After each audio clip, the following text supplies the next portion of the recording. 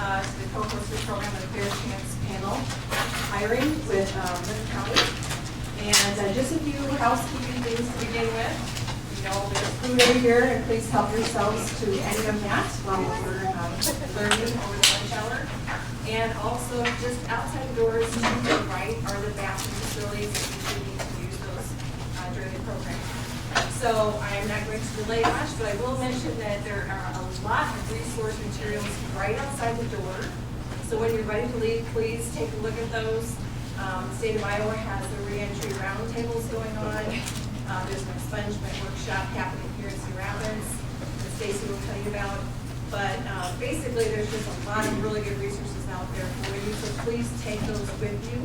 If you need more, please contact me. So without further delay, I'm going to introduce Stacy Walker, who's on the board of the Lincoln County Supervisors, and she'll kick this off. Thank you. Thank you. Let's give a round of applause to Jamie Toledo here at the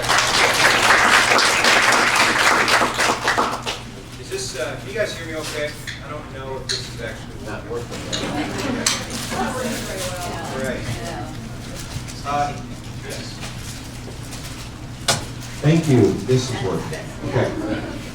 Good afternoon. Thank you to Jamie Toledo at the Cedar Rapids Metro Economic Alliance. Thank you to the Alliance for hosting us today.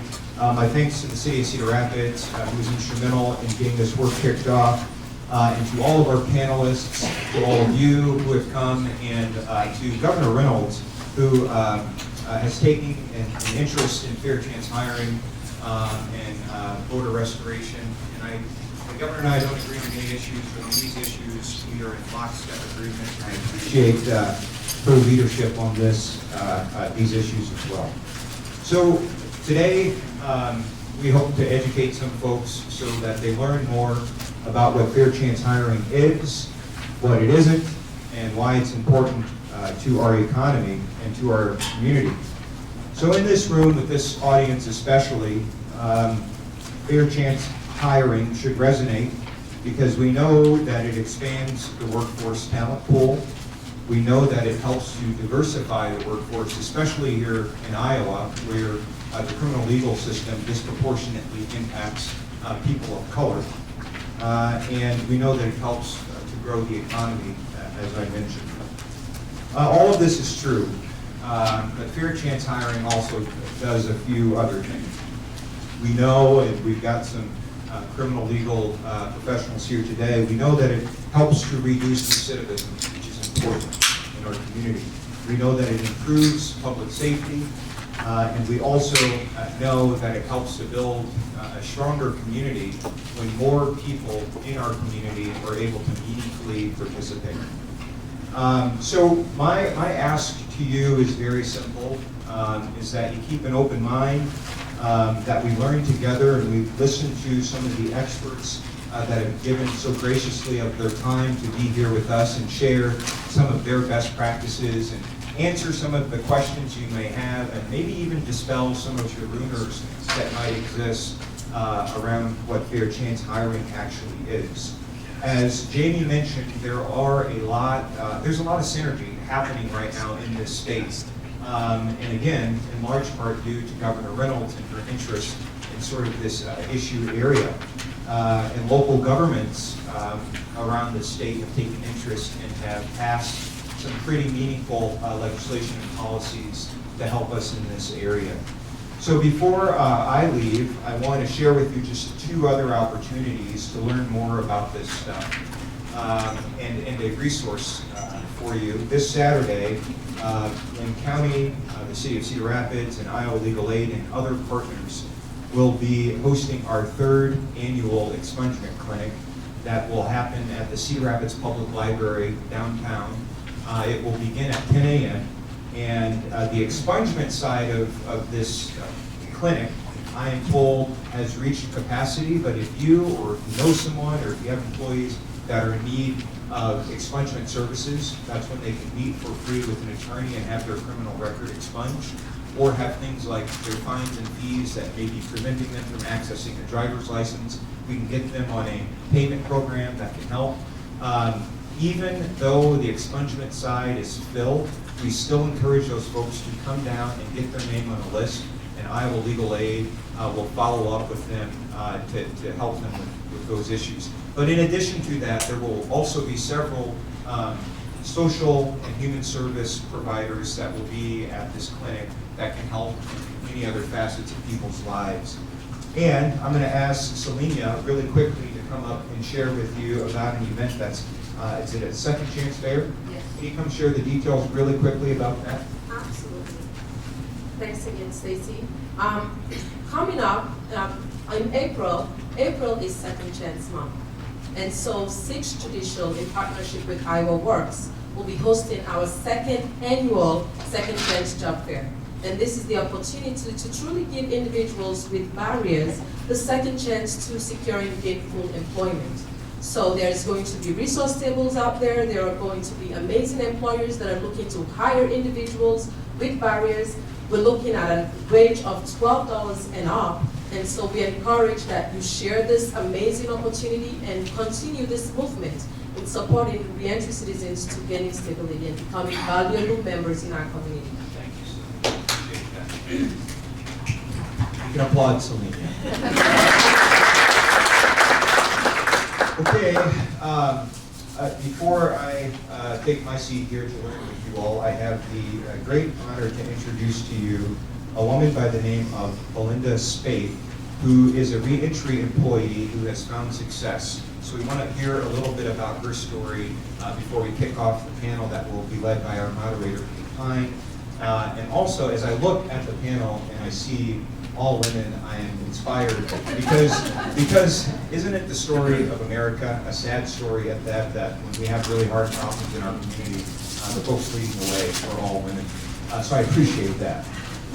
But with no further ado, please help me welcome Belinda Spade to share with you her story.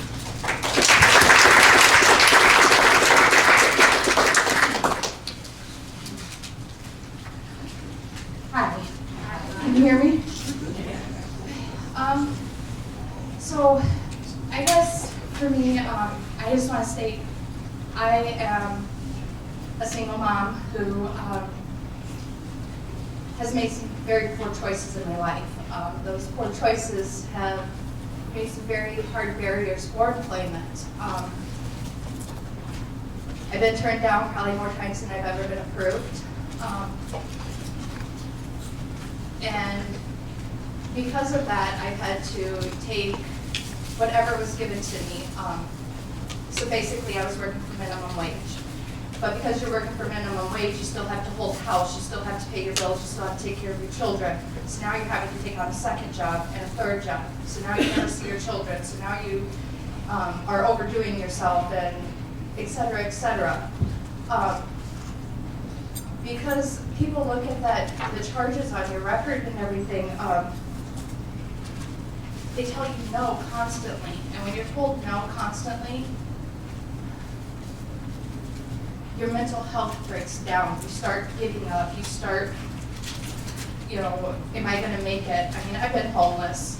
I've been in jail. I've been in every single situation you could think of because of this barrier. Because of an amazing, amazing lady who gave me a chance, who believed in me. She landed me in a position with an amazing, amazing company. I no longer am working through a temp service. They hired me on after 90 days, the minimum requirement to be through the temp service. I now have full benefits, making $15 an hour, about to be promoted to a sales manager. I don't have to worry about those.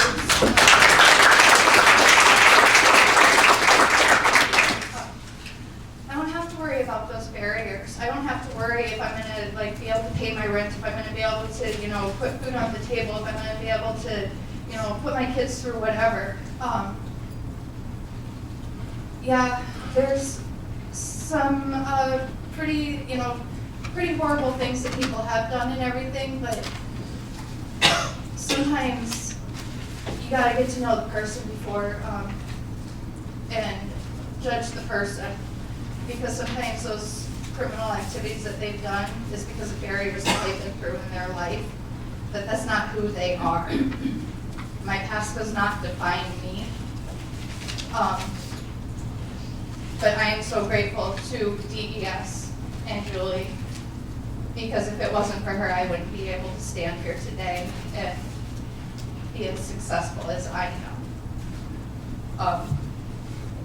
Yeah. I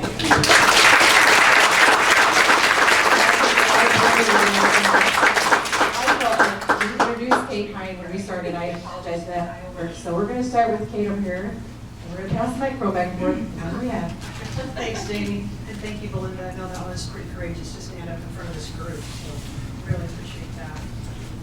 We have a wonderful panel today. We're going to give each of them an opportunity to introduce themselves, what organization they're from, and then Jamie and I are going to toss some questions at them so they can answer. And then hopefully at the end, we'll have a little bit of time for you all to be able to answer or get your specific questions answered. And I think everybody's going to stick around for just a little bit if you want to talk to them individually. Stacy was talking about the synergy and what's going on in the state. In the region, we also have a lot going on kind of leading up to our second annual Second Chance Job Fair. Page 37 in the great big brochure has a list with some registration links. So you as employers have opportunities a couple different times to participate in job fairs. We're also hosting with the Employers Council of Iowa a re-entry simulation, which gives you an opportunity to participate in a role-playing game that is going to mirror what happens when you come out of prison and try and set your life back up. So it gives you that idea of what is it really that people are facing as they're trying to navigate this process. So I'm going to pass the microphone down, and if each of you could simply just state your name, what organization you're from, that'd be great. Real close. I'm Patrice Carroll, and I'm with IWAN Communications. I am Marcia Swift, and I am with the RISE program. I'm Shelley Seitz, and I'm with Iowa Workforce Development. I'm Becky Holla with Frontier Co-op. I'm Carly Andor with Kirkwood Community College and Iowa Works. I'm Selena Carew, and I'm with the 6th Judicial District. I'm Julie Redmond with DES Employment Group. Okay, Kate, since I'm on this end. Start. We're going to flip-flop.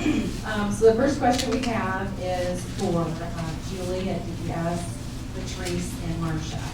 And that is, what is your policy or best practice on job applicants that apply and have a criminal history, specifically a felony conviction? Does your company organize and give the applicant a chance to explain their circumstances during or before an interview? So I'm going to start with Julie.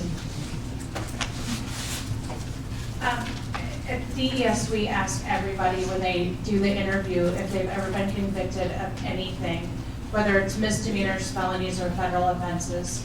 Just because we work with so many different companies that have different standards and guidelines that we have to follow, we give them the opportunity. And if we get somebody that is not so sure about disclosing their criminal history, while staying within professional boundaries, I open up about my past and the obstacles that I've overcome, and I try to make them feel more comfortable. So we try to make the interview process as easy as possible for those with a felony history or a federal offense that may be facing barriers. And we always, always, always tell them that you're gonna get 100 no's before you get that one yes, and I can't wait to be that person that gives you the yes. So we do ask.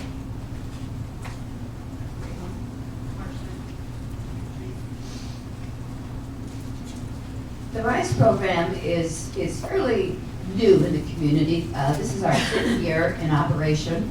We work with people newly released from the Linn County Jail or from sometimes from other jails in other counties in the area or from prison. Actually, we're finding more and more of the people that are coming into our office are from prison. We provide a lot of different services and support to the participants in our program, but I think the most important one is that our office is a safe place for them to come and to get the emotional support they need, to get the information and referral services that they need, and to be with people who absolutely do not judge them. which is something that they find is very hard in the community when they are released. So we're a very warm and welcoming environment. We have a lot of different services that we provide, all through volunteers. We only have one part-time coordinator. But as far as employment is concerned, obviously when you get out of jail or prison, you don't have a job. Many of our people are from the Anchor Center, actually. I think about 40% of the people that we saw last year live in the Anchor Center. I forgot to mention that. We also go into the 3 centers, Nelson, Hinsman, and Anchor. We talk to them about their past employment. We try to set goals with them about what kind of employment they would like to get now, what kind of employment realistically they can get now. And then we maintain, as much as we know how, information about employers or temp agencies that are currently seeking workers, and then we direct people to those places. We're always hoping that more employers and businesses would let us know that they are interested in hiring people who are reentering the community after incarceration. But hopefully I can talk more about our services, but as far as employment goes right now, that is what we do with that. Okay, at IMON Communications, we don't ask. There is nothing on the application that asks if there was any prior convictions of any kind. And at no time during the interview are they ever asked if they have any history. We do, once an offer has been made, I mean, the candidate is evaluated based on how able they are to perform the job, and oftentimes more importantly, how well they fit in our culture. Once an offer has been made, we do a background check on every potential employee, and they sign that it's okay for us to do a background check. If something comes back questionable as a result of the background check, and it pertains to the job they would be doing, they are then called and asked about it, and they're given the opportunity to explain their situation. And at that time, it's handled only in HR. It's considered an HR issue, and it's not disclosed within the company. If the history doesn't have anything to do with their ability to perform their job, then it's noted and the process continues. If it is deemed, and an example of that would be if there was a sex offender offense, we can't hire someone for our field staff because they do work in schools, in churches. Whereas if the job was in our customer care center and it was in the office where a supervising position, then it may not be considered an issue. Thank you. We also want to give Becky a chance, and Marcia too, to talk about when we have returning citizens that have barriers with transportation issues. So Becky, can you start with what's going on in Frontier? So, as you know, we're kind of in some rural counties in Johnson and Benton County.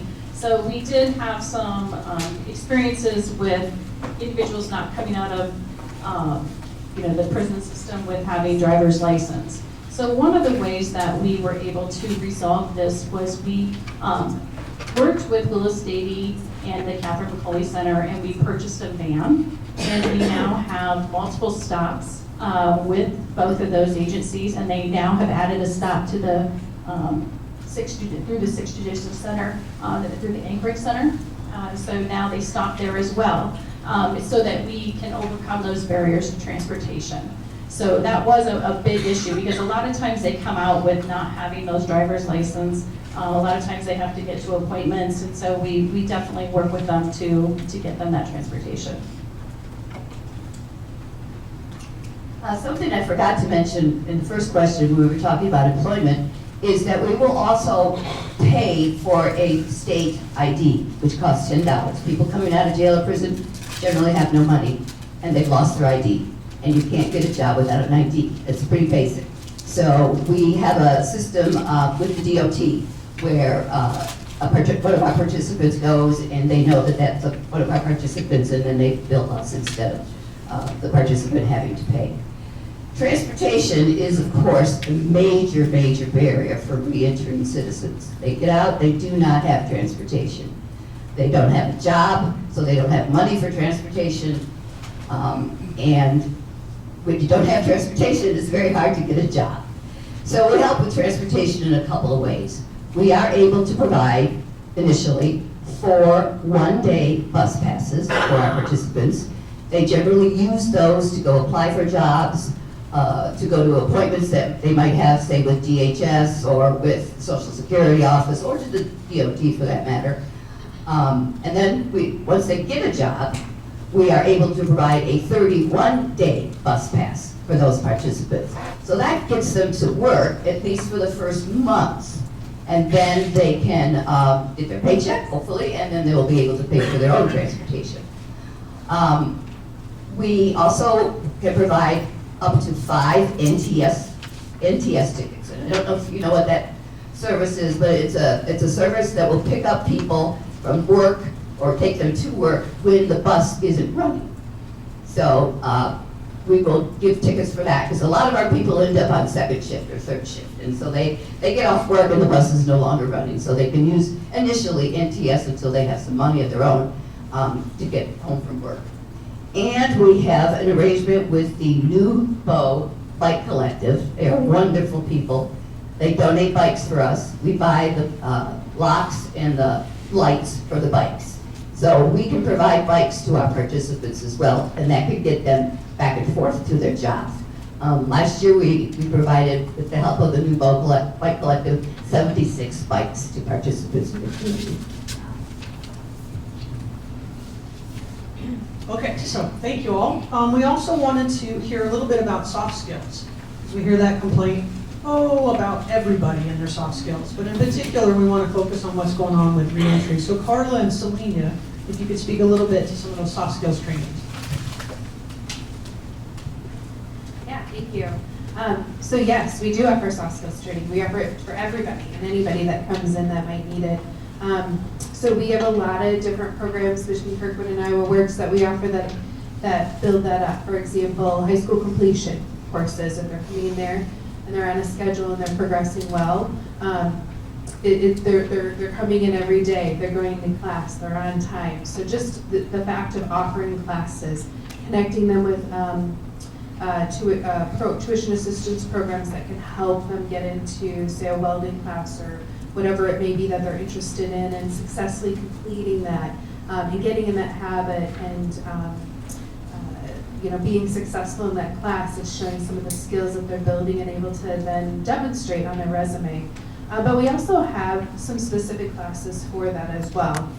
We have a program called Navigating Your Journey that we encourage folks to come into. Anybody that wants to receive tuition assistance through some of our Kirkwood programs does need to participate in it. And it's a 16-hour course that really helps them identify their goals at the end. So what is their true goal, their big goal? Is it to be able to support their family and be able to provide for their children, or have a birthday party, those types of things. And so we really help them dig down and focus on those goals, and then we build up around how are we going to help you get there. Lots of tears, hugging, and it really helps them focus in on what that goal is at the end. And then as they set on their pathway with Kirkwood, whether it's through high school or a combination of high school, credit, non-credit, or maybe it's just that job search is the next piece for that, that's their focus. It really gives them something to focus in on. And we build in there a lot around career exploration, what's the right career for them, and what is it that they want to do, kind of the what do I want to be when I grow up. Assessments are built into that. So that's one very dedicated program that we have and offer to the community through Iowa Works and Kirkwood that can help individuals build those soft skills and get on that pathway. And then we do have several programs that can serve individuals with barriers, youth 16 all the way up through adults.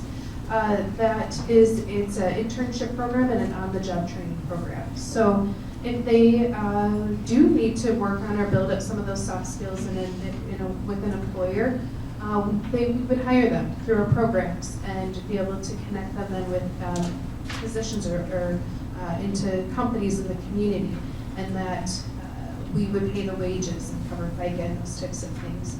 And so it's a great way for them to get their foot in the door, to build those skills. We're there to then coach and work right alongside them and you as an employer to help them be successful, or when they run into barriers, we can be there to coach them through that. And then the on-the-job training is where maybe that would be the next step. You could hire them on. And if they do have a gap or they haven't worked in that field for a while, they do need to build some skills up. That on-the-job training, we can help with that extraordinary cost of training, so we can reimburse 50% of wages. So it's a nice way to ease them into, get some experience, try out some career fields too. Maybe if they're unsure on a career field, that internship can help them pick that, and to build that resume and have some success up there and build those soft skills. So I would like to say that the Sixth Judicial similarly kind of approaches soft skills along the line of being holistic and innovative. All right, can you hear me now? Excellent. So the Sixth Judicial District approaches the building of soft skills in a holistic way as well. We, at the intake session, once our clients enter through the door, we visit with them. We try to understand basically where they're at in life. We have them complete an assessment which identifies their areas of interest, because what we want to do is to align their skills as well as their areas of interest so that we can allow them access to the big picture of linking them with partners, identifying whether they need to work on their mock interview skills, bringing Kirkwood that does a monthly workshop in working on their interviewing skills. We also have Iowa Works coming in to help with their resume skills. We have RISE coming in to support them with identifying needs of securing an ID, transportation. So we try to start by eliminating those barriers and then linking them with employment partners that will then give them access to gainful employment. The big picture is, as we wrap around these resources for our clients, we're hoping that we can also strengthen our partnership with employers, serve as that advocate so that you are reaching out to a demography that is underutilized, you are having the support with accessing those tax credits that Iowa Works is offering. You're also having the advocacy of reaching myself or Heidi or Jay to make sure that if the client is not meeting your needs, we can come in and we can support them in meeting those needs, or upskilling them if you're looking to have them possibly promote into a different opportunity. But again, the big picture is giving those Marietta citizens a second chance and allowing them to be valuable members in our community. Wonderful. Okay, the next question is for Shelley, and that is around the federal bonding program and how that's reducing the risk of hiring qualified applicants that have criminal records.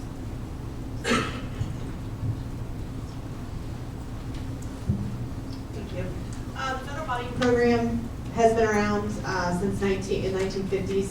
It's a program that offers a business insurance policy to the employer to help the at-risk job seeker get back in the workforce. So it's completely free. It doesn't cost you. It doesn't cost the job seeker. You don't have to explain to the job seeker that you're bonding them.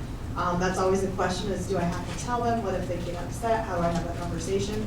You don't have to have that conversation at all. The job seeker can contact me directly to get a letter saying they're eligible for this program, what it is, who it's through, and you just call me to take care of that upon hiring them.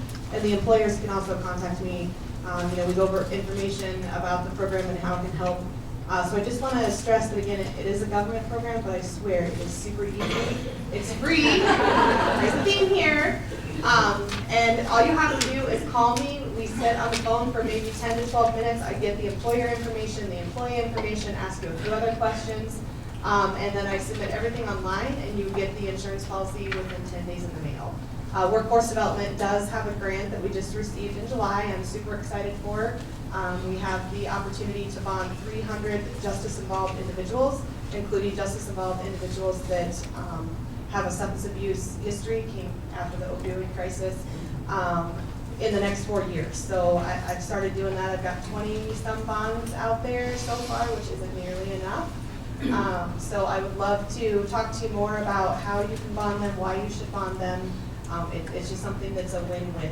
Also, my contact information and the flyers are on the table outside the door with the work opportunity tax credit. It's a federal tax credit you can get for hiring a returning citizen. It is felon specific, but it's up to $2,400 for that deduction. And the other one is the state of Iowa income tax deduction. You can deduct up to 65% of their wages in the first year, maximum $20,000. So those are all big numbers. And there's many ways to qualify as an ex-offender on that one. It's not just felony specific. So please make sure you take those flyers with you. And again, I would love to connect with you after, or just give me a call anytime to talk about the incentives. What was your name again? Shelley Stites, Workforce Development. Thank you. So just as an extra question, and I'm going to ask the employers, Julie, Becky, and Patrice, do any of you take advantage of those programs currently? Becky, hey, do you want to save your company a bunch of money? See Shelley afterward. And then DES, are you taking advantage of that yet? I am not. We just met with our corporate office yesterday and asked them to start participating in it. Okay. So as you can tell, this is a really underutilized incentive. So please find out more, take advantage of it, and literally we swear it's really not that much paperwork. We can't say that very often, but this one, not that much paperwork. Okay, so we've got a couple more questions. We basically wanted to find out what kinds of research did companies do to kind of understand the risks that they were taking on when they made the decision to hire people with backgrounds. And so I think Becky can speak to that, and then Julie at the end, we'll pass it down to Jamie for some of the final questions. So one of the things that we initially did when we were looking at this program was we contacted our attorney. Just to kind of do some research and see what types of issues that we may come across. So two of the things that came up was, one was with our on-site childcare. We had to make sure that we were not hiring anybody that was an ex-sex offender, so to keep our children safe there in the plant. So that is one of the things that we cannot hire for. The other item that we look for are individuals that have had any type of more kind of aggressive type of felonies, so where they're like, kind of hurting someone, that type of thing. So any type of violent crimes is another thing that we do look at. So, but those are probably the only two that we will kind of consider to be kind of no-goes.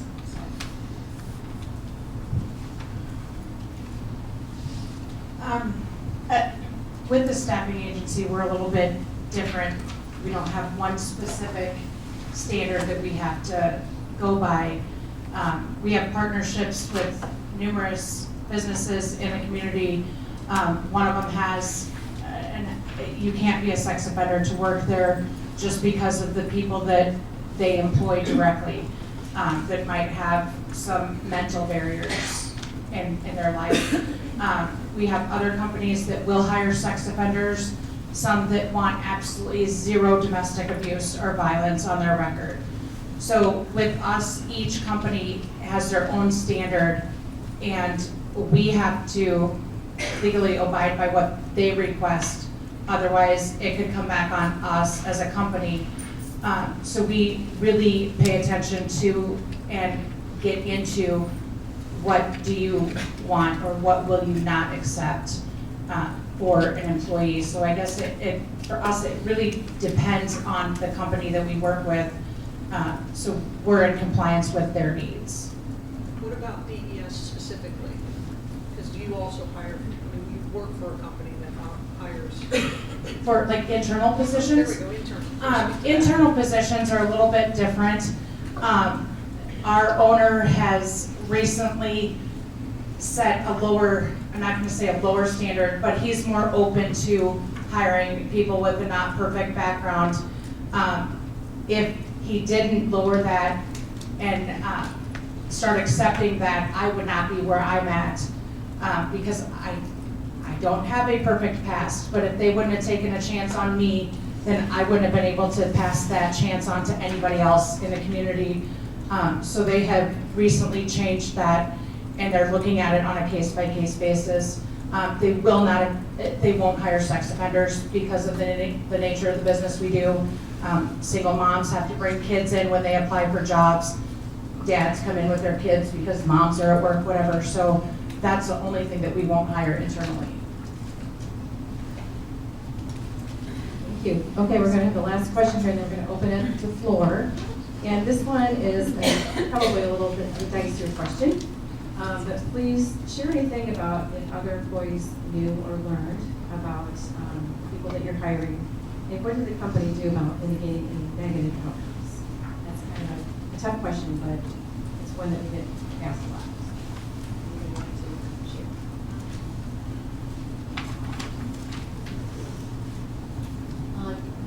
We did have a situation where we had hired a sex offender into our customer care.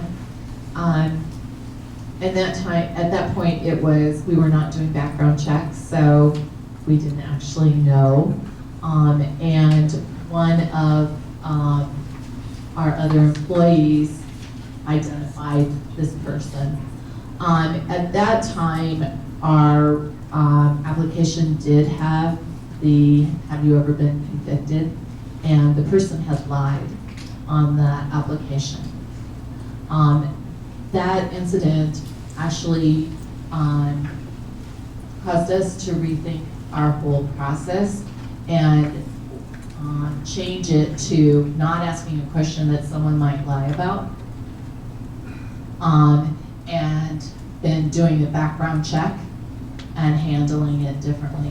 And since then, since HR and I've always known, we choose to either inform or not inform the group based on whether it's pertinent or not. Thank you, that's a tough question. As a follow-up to that, one of the cool things that the Gazette has just announced, I think in the last month, is that anybody that has a criminal background, and the battery just died, anybody that has a criminal background can request to have the Gazette archives, in a sense, expunged. So that somebody that's just Googling, you wouldn't necessarily see all of the press reporting on a particular crime, provided that other circumstances of expungement and those kinds of things. So it's just an online application, and they've just announced that. So that's just another thing that people can do to kind of limit some of those barriers. And I think it's on the Gazette's webpage, and there's some other places that you can find out more information. But that's a pretty cool process that they've allowed for to happen here. Because that Googling of your potential coworkers or your coworkers, I think it happens all the time. And then we just want to let everybody kind of say a wrap-up statement, and then that way we can do questions from the audience. And, I don't think, hey, the mic's back on. It's so weird. So just a final kind of statement, a little bit about what you may want the audience to know, and then we'll call it that. Right into the microphone. Okay, I guess I would thank you for putting this panel on, because it's been informative for me as well. And at a time where finding people who are qualified to do the job is so challenging anyway, opening your eyes to a broader pool and trusting that people want to be different is really important.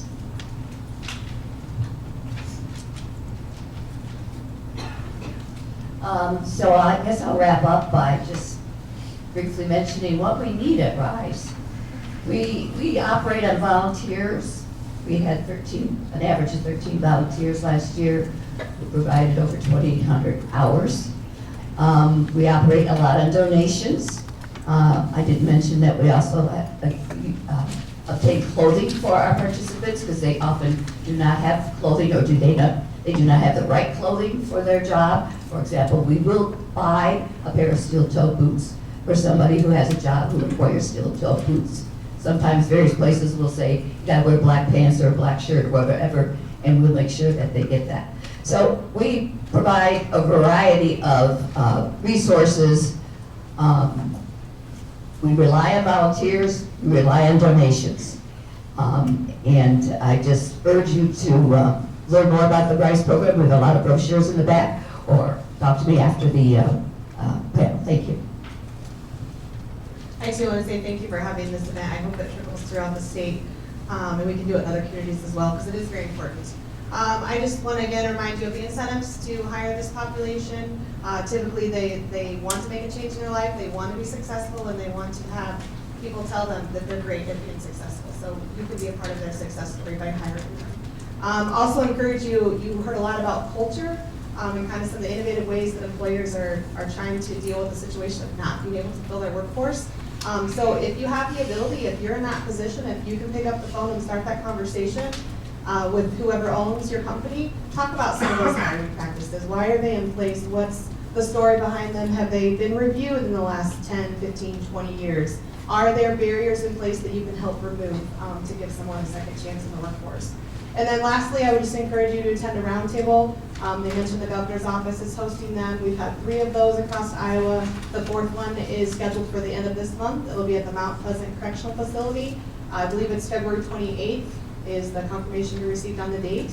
And we hope to have a couple more, hopefully in Clarinda and Newton. So Newton's probably the closest for this area. We didn't make the Anamosa one last month. But it's a great opportunity to kind of do the same thing you're doing today, get some information, hear from employers how they're handling what they keep telling our agency is a crisis. They have to have workers to make their world go round. So I would definitely encourage you to attend one of those events and get some more information. And then again, my contact information is on the flyer out there. So email, call, text, any questions. I'm here to help you as an employer meet half of our goal that we need to make sure that you have workers. So thank you. They touched on a lot of everything that I wanted to say, but the one thing I wanted to talk about was just being flexible with the individuals because they are experiencing so many barriers. They do have to meet with their parole officers multiple times, and so it does require flexibility. We have been very flexible with them around being able to take time off unpaid to be able to go to those appointments because they don't get PTO until after 30 days. And initially when they're hired, a lot of their appointments are taking place within those first 30 days. So just be very flexible with them. Also, it comes from the top down in regards to the culture. And Tony Bedard has been an amazing person and has really done a lot with this program. So, we really encourage everybody, if you have questions, to reach out to us.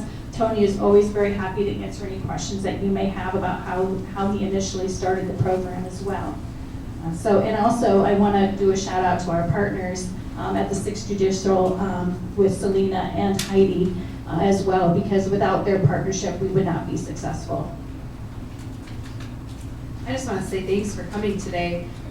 It shows that you're open to really serving individuals who have some barriers and are untapped. And with the unemployment numbers the way they are, thinking outside the box and really utilizing some of these innovative or unique opportunities is what will give you that step up from others. And we see employers in this community really embracing and welcoming in individuals that I know, we can do more work in that area to help support our students and customers we work with to connect in. So I would just again encourage you to reach out to me. I actually will throw some business cards out back there so you can connect with me if you'd like to try to research some of the on-the-job training programs or internship programs that might be a good fit for your company that can help give folks a foot in the door, and they can learn some skills, and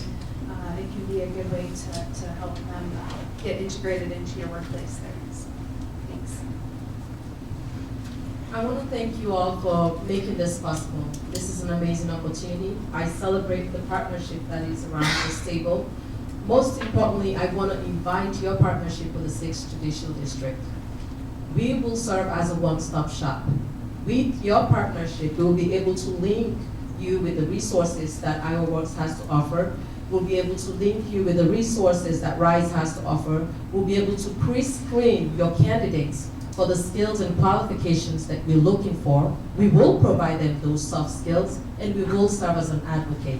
Let us give them a second chance. Together, we can make a difference. I think I just want to reiterate what Belinda said at the beginning, that her past does not define her. And there's so many people with felonies or even misdemeanors on their records right now that the community is judging them based on what you see on paper. You see that, oh, he's got a drug charge, or he had 15 OWIs or something. We don't know the circumstances behind what caused that felony. And unless we get to know the person and give them that chance, then there's always going to be that barrier. The recidivism rate is going to be so high. The prisons are going to continue to be overcrowded. There's some of the best and hardworking people that I have employed right now have come from the 6 judicial centers.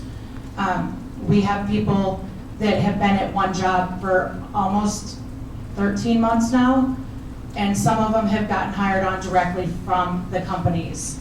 So get to know the person, not what's on the paper. That's what I would ask. And I want to say thank you so much for everybody coming today and for hosting this event. Yeah, you are only about one person removed, and I didn't share this when we started, but I have a family member who's been incarcerated for 13 years in the Des Moines area. So it used to be something that you kind of didn't talk about, and now it's okay. So with that, I'm going to open up to the floor and just take any questions that you might have for the last. Yeah, if anybody else wants to make, I think we have Goodwill Industries here too, and a couple of people that might want to. We just only had so much room for panel.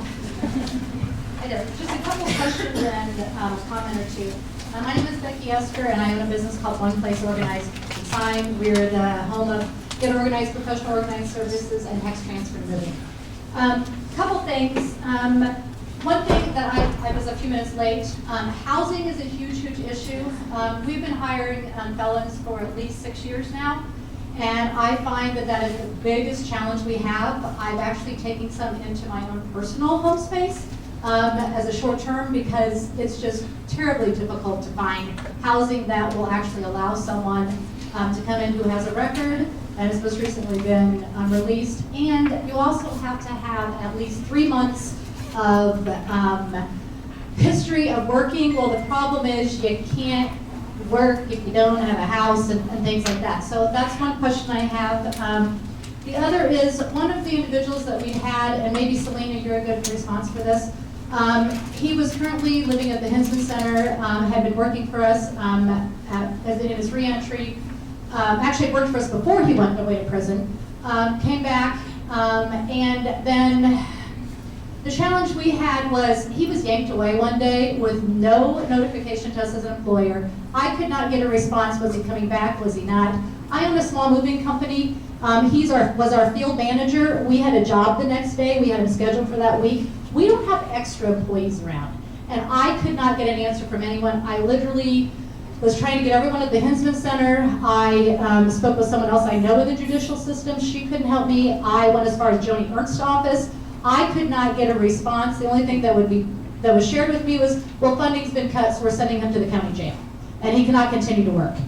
Do we know how long? So that is an issue that I think still needs to be addressed, because as employers, as we hire these folks, once they do come into our neighborhood and into our employment, we've got to make sure we've got systems set in place that continue to be able for the community to help support us, support them. The other thing is, like I said, I have been an employer for Second Chance Hiring for at least 6 years. They are wonderful, wonderful people. They are some of my best employees. What I will tell you, though, is make sure that you also, once again, in order to make things continue to run smoothly, you're going to have some unique HR challenges. They've experienced a lot of things in their lives that we maybe have not experienced, and we need to be sensitive to that. We do a lot of sensitivity training with all of our staff so that everyone has a good understanding of each other. And then Lastly, one other thing, I don't know if any of you ever watch any of the hoarding shows or Hoarding Buried Alive or whatever. I've been on Hoarding Buried Alive, but on our counterpart of hoarders, there's a gentleman named Matt Paxton who runs the cleanup crew, and he's nationwide, and he once told me when we were having a conversation that he only will hire people who are felons and out of prison.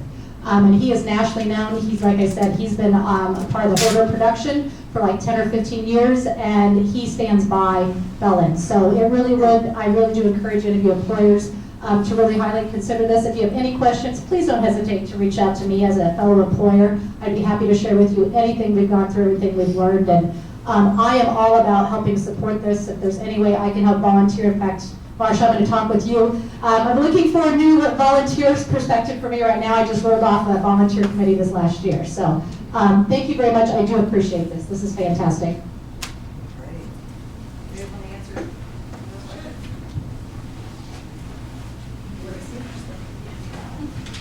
First and foremost, I celebrate you for being a second chance employer. So thank you for your partnership. I am sorry that in your previous experience, there was no transparency, but I want to ensure you that currently we have a role in place to allow this partnership and this transparency to be seamless. In the event that you do have concerns, after you have established a relationship, of course, with the 6th Judicial District, and you are hiring from the 6th Judicial District, we are able to provide you the supportive services in which if someone is detained, due to the fact that we are zero tolerance with substance use, if they're detained, we will notify you immediately. In the event that you have any concerns about their performance at work, we will support you with making sure that we have a follow-up and communication with the client. So we believe that this transparency helps empower you to be able to secure a valuable employee and really also minimize, again, your operational cost in the long run. So please, we welcome your partnership. We do have business cards outside of this hall, so please feel free to connect with myself or with Heidi and welcome the opportunity to host either mini job fairs in-house, get to know you a little bit more, and get to promote this demography that will be an asset to your organization.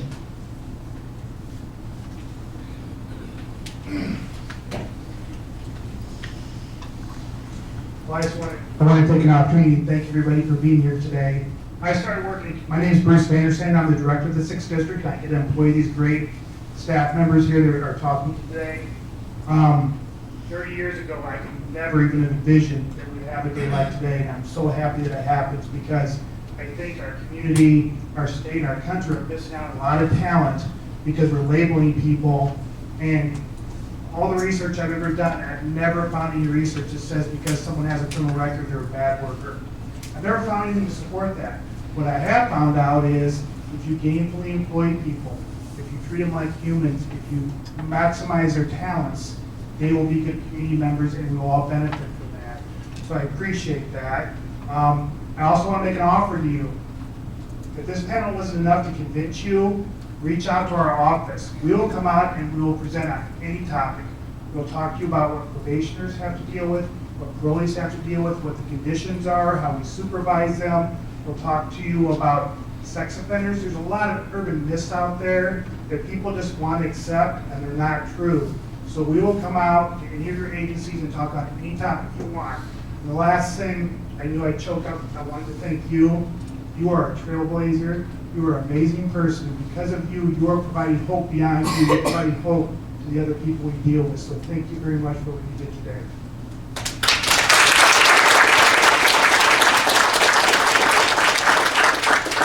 Any other questions? We got a couple more minutes left.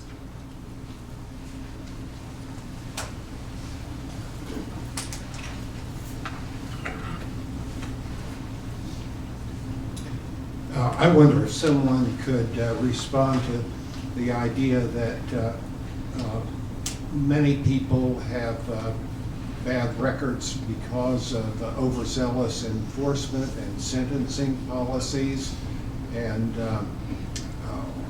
don't know, what to do about that. Somebody gets stopped for having a little bit of marijuana or driving while black. Such issues as that. Someone can help out with that? we have a panel, want to address that?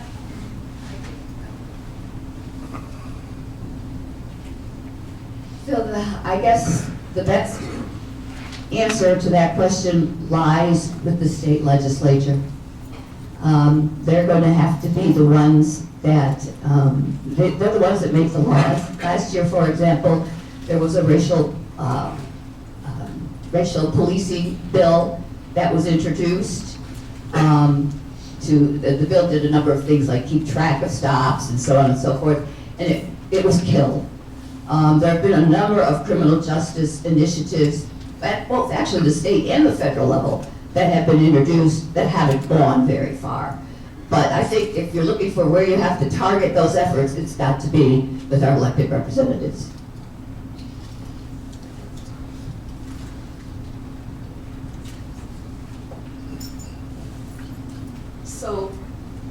So if I begin to talk right now in this language, nobody will understand what I say, not so. You're like, what did she say, right?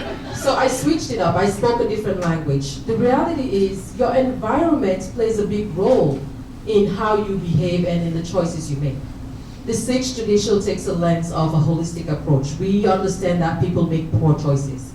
And our efforts as we build and wrap around our employment services is to identify what their needs are, is to provide them those skills that they need, and is to really provide linkages that are around the table to help them gain sustainability and stability. So at the end of the day, people make poor choices, but let's give them a second chance. I am going to respond to that on the employer end of it. We have seen a lot of people that have come in and made excuses for their background. And, oh, I got caught with marijuana. Is marijuana illegal in Iowa? Yes, it is. So why are we going to blame the officials for doing their jobs? Yes, there are some offenses that people are getting charged with that may not be warranted, but we cannot blame the police officers or the detectives or the U.S. Marshals or the FBI or whoever you want to blame. We cannot blame them for our mistakes. We made the choice, or the people with convictions made the choice to do what they did. It's nobody else's fault but their own. And me having a record, I can blatantly say that what I did was my fault. I can give excuse after excuse, but in the end, it's my responsibility to abide the law and do what we're supposed to do. Robin, I appreciate the question, and I appreciate the panelist's comment about accountability. It's very fair and reasonable. But data sets after data sets consistently demonstrate that in the state of Iowa, people of color are disproportionately impacted by our criminal legal system. They have disproportionately higher impact, contact with the criminal legal system.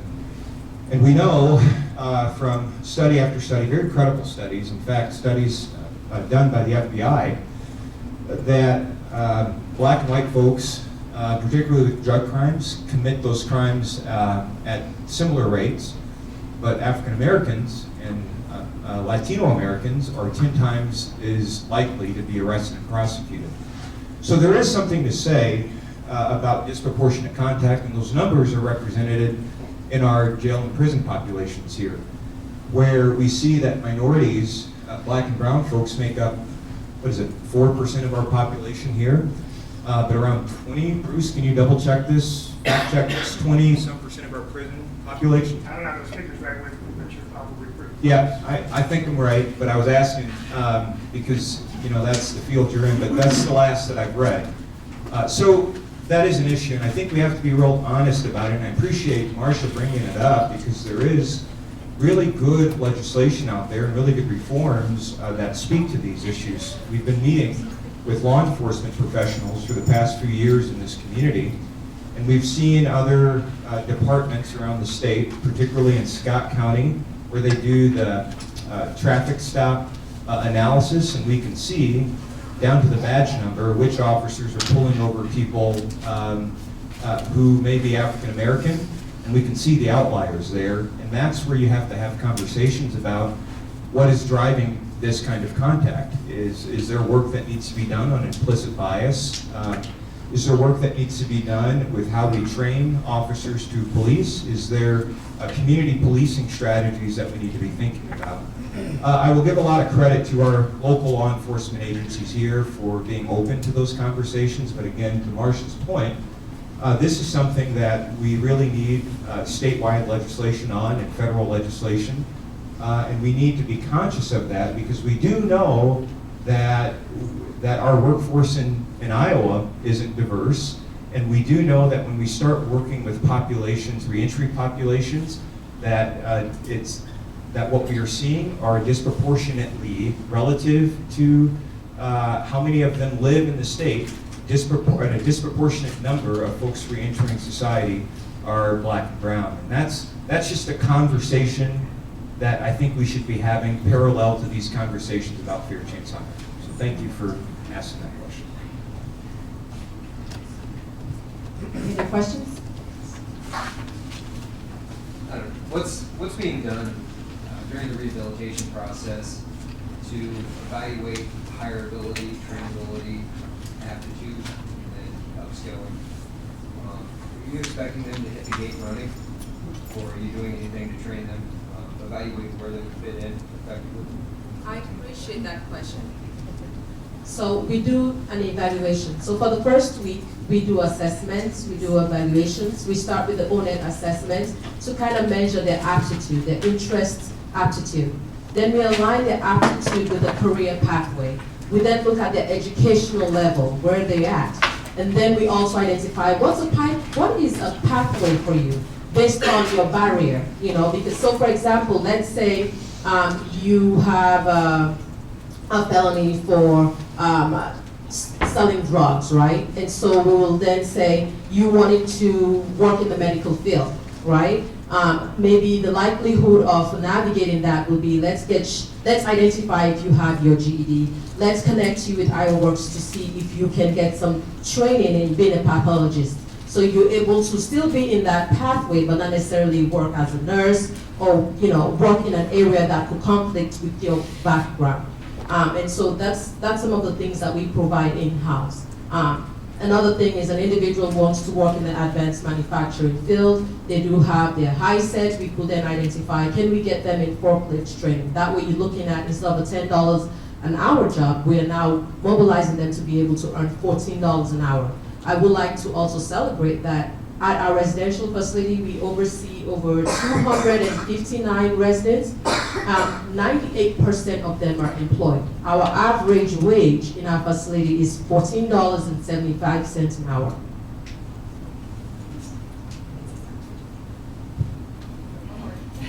Real quick, you've heard a lot about the partnership with CBC, Community-Based Corrections, those that are on supervision in the community. Workforce development, we also have a wonderful partnership with Department of Corrections, and that's the institutional side of things. So we have reentry advisors, we call them career planners, in 4 of Iowa's 9 prisons. So to answer that question, they saw over 2,000 people last year, and they work with them with career planning. Do you want to get your education? Are you able to go to college? Do you want to do registered apprenticeship where you can earn and learn and not have any debt when you're done with that and get a skilled trade? Do you want to go into a career? What skill set do you already have? What are you interested in doing, and how can they get them there? So they do a lot of networking with the employers, whether it's calling a previous employer saying, hey, I have Billy here, he's been incarcerated, he's ready to reenter, would you take him back? Or maybe it's a different employer that they've met at a round table or met through conversation with coworkers, and they know that their skill set is what they need. So they do a lot of networking and employment services with them too in the institutions. We're hopeful, obviously, to get more than just those 4 because we see that there's a huge gap and we don't connect with a lot of those men and women prior to release. We had almost 6,000 men and women released last year. That number's probably going to be about the same this year. So we see there's a gap, and it's really through the partnerships that we have with corrections, trying to really reach these men and women before they get out, as well as hooking them up when they're out with services too. 10 seconds. And just to add to it really quickly, so anybody that does come through and utilize our programs through Kirkwood or tuition assistance, we are doing a lot of those assessments to make sure that they have the basic skills needed and then making the right career choice, because we don't want to get them out and through our works too. We don't want to connect them with a career that they're not going to be successful at, or that they're going to get into and hate it. And so we don't want them investing their time and effort and money or our money to get into a career that's not right for them. Okay, we are at the end of our time. I just want to thank everybody who has been a participant on the panel. Thank you so much. Stacy Walker and City of Cedar Rapids. We started these conversations a while back, and it's a business imperative for all of us right now in Iowa, and a lot of learning will still be done.